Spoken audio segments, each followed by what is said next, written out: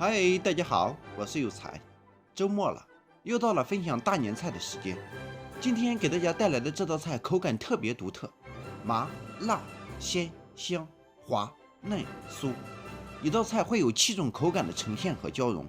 跟着我来一起操作吧，味道绝对不会让你失望。首先我们准备肋排适量，请出年久失修的祖传大砍刀，刷刷刷的连出数刀，吭哧吭哧的把其砍成小块备用。这里注意一定要把排骨块砍得小一点，这样才会更容易入味和成熟。把改刀后的排骨放在水中浸泡，浸泡时加入适量小苏打。为啥要加小苏打呢？你别天天问为啥了好不？每次教做菜你都提问题，每次你一提问题我都给你详细解答，每次给你详细解答的视频都没有人看，把视频整得简单点，看起来好像谁都能学会，那不香吗？这次我不给你解答了，你不给我解答的话，连我也不看了。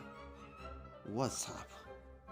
好吧，我跟你说一下，放小苏打浸泡的目的就是软化肉质，使烹饪后的排骨口感变得滑嫩。而且排骨经过小苏打浸泡后，还能达到去腥的目的。叮铃铃铃叮铃叮铃，稀里糊涂的废话说了半个多小时，排骨也泡好了。看看这血水，放在流水状态下多冲洗一会儿。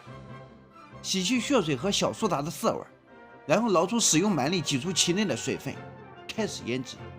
向盆内加入葱姜花椒粒，再来点白糖中和口感，整点胡椒粉和蚝油，又晃荡的倒了些辣鲜露，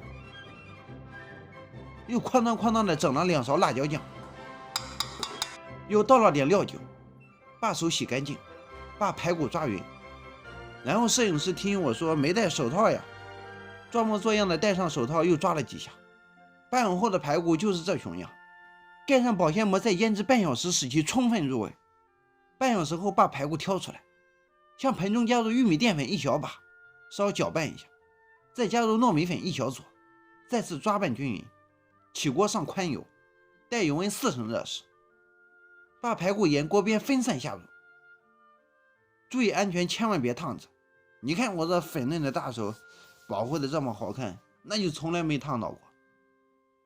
待把排骨完全下入锅中后，把火源从中火调为小火，用浸炸的方式小火慢炸6分钟左右。利用浸炸排骨的时间，我们再来准备点辅料。2金条和鲜小米辣分别切成小圈圈，再整点小米辣泡椒，酸辣又开胃。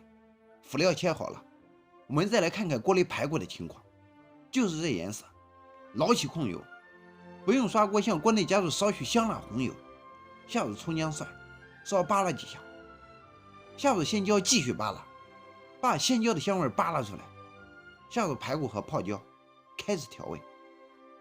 加入花椒油适量，甩点孜然粉和胡椒粉，整点味精，再整点辣鲜露，哐当几下翻炒均匀，再整点芝麻和香菜，翻动均匀即可出锅，搞定了。